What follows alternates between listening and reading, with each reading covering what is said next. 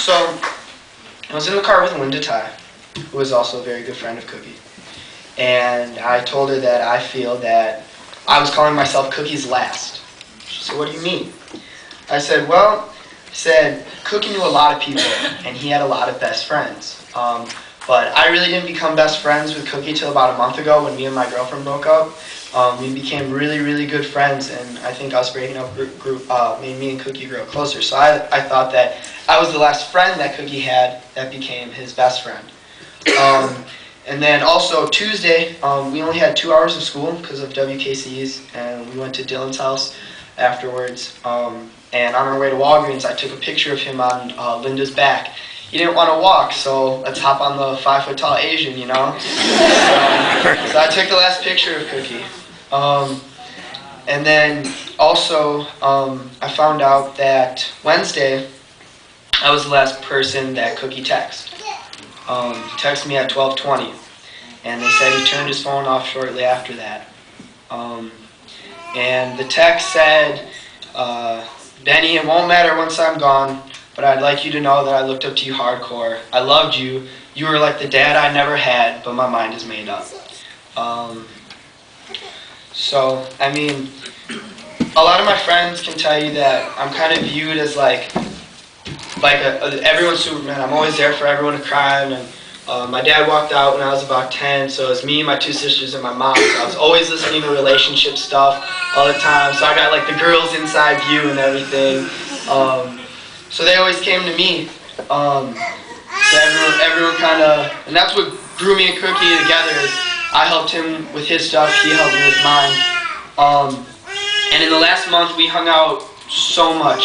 And literally every place that I've almost been in my life, me and Cookie went to.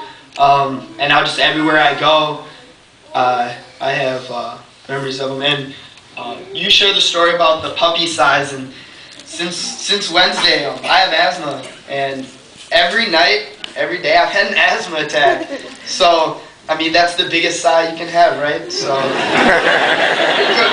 Cookie was my puppy, I guess. Also, a week ago, Cookie and Jenna Blair had a band together, and they said I was in the band just to make me feel better, but I can't play an instrument. I was the groupie.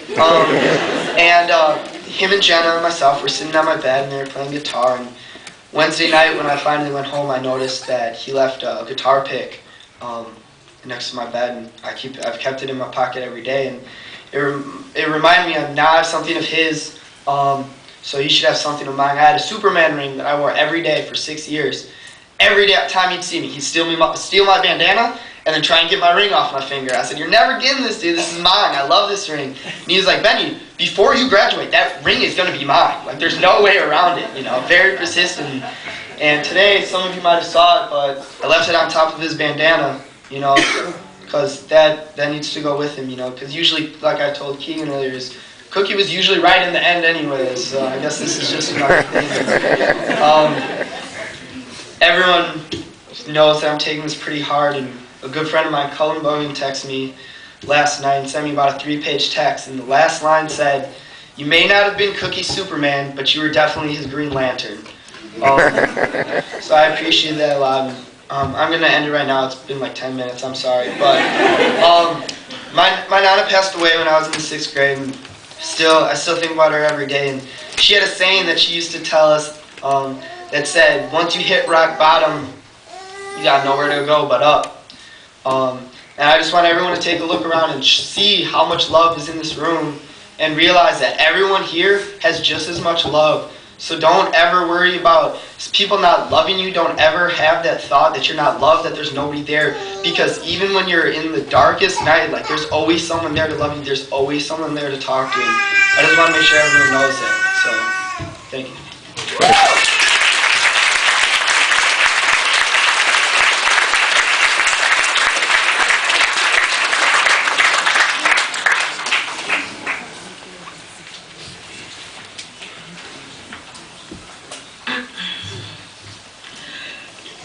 Okay. Hi everybody, my name is Rashida Butler, and I have literally known Ricky for pretty much all of his life. in some way, shape, or form in that long family tree that she was talking about. Yeah, we're somewhere in there. I don't know where or how, but we are. And I don't know. It just hit me today. I hadn't really cried a lot. I was fine, you know, even at the vigil yesterday, I was fine. And then today, as the curtain started closing and I realized, you know, it's time. I couldn't do it anymore. But, I mean, Ricky, he was a good kid, man. Like, oh my God, Ricky. Ricky, I just love Ricky to death. I have a million memories, so I'm not gonna just pick one because that wouldn't be fair to him. But our family is here for you guys, and you guys know. I mean, his sister is our landlord, for God's sakes. So I mean, you know, that says a lot about the history that we had. You know what I'm saying, with each other. But I'm gonna let my mom and my brother talk because I don't want to take a lot of time. So. Well, I'm Ajmal, and like we said, we cousins, not first or second cousins, that's irrelevant, but Ricky is our family. And I don't know, my favorite memories of Ricky was just watching Matrix, then playing the game. Once we got done playing the game, watching Matrix a couple more times, play the game a couple more times, maybe watch Lord of the Rings for about 2-3 hours straight. You know, I'm just saying, you know. And then we'd take apart brooms, go outside and try to beat each other with the broomsticks, like some Star Wars or, you know, some master martial artists or something, you know. So I never had any brothers. I got all sisters, so Ricky was like a little brother to me. And he just really touched me a lot. It was somebody who I can call like, this is my little brother, this is my companion. I like to think I looked after him. I don't know, beating him with a stick necessarily didn't count, but you know, I thought I did a little bit of something. So thank y'all for coming out. We love everybody, seriously. And Ricky, you are not forgotten, bro. You are not forgotten at all.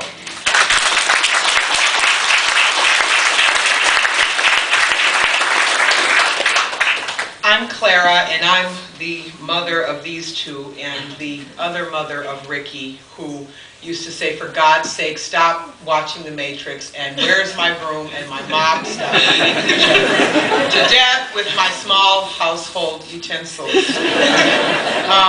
And thanks for that landlord hookup, Becky. Without that credit check, you go, girl. Thanks to staying good with people, y'all. Ricky, to me, is another child, 2 by birth and many just by love. My heart is broken, and the beginning of that repair is seeing all these people all the way out to the parking lot that are here moved because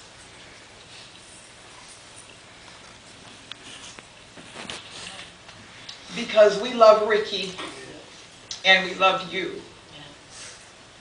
And sometimes things have to break a little before we do a major repair on something. And this is the beginning of a major repair. I can't imagine feeling any worse if this were one of my own children. But the love, I came down North Avenue to the lake last night and I saw the candles that the children had lit, and it was dark because we live in Milwaukee and it's 4 o'clock, so it's dark. And it looked as if the stars had taken time to stop doing what they were doing, and they gathered together and they fell at that spot in the lakefront just to give us hope, just to be our light at the end of what looked like a dark, endless tunnel. And for me, that was very comforting. I think that was the most beautiful thing I've ever seen.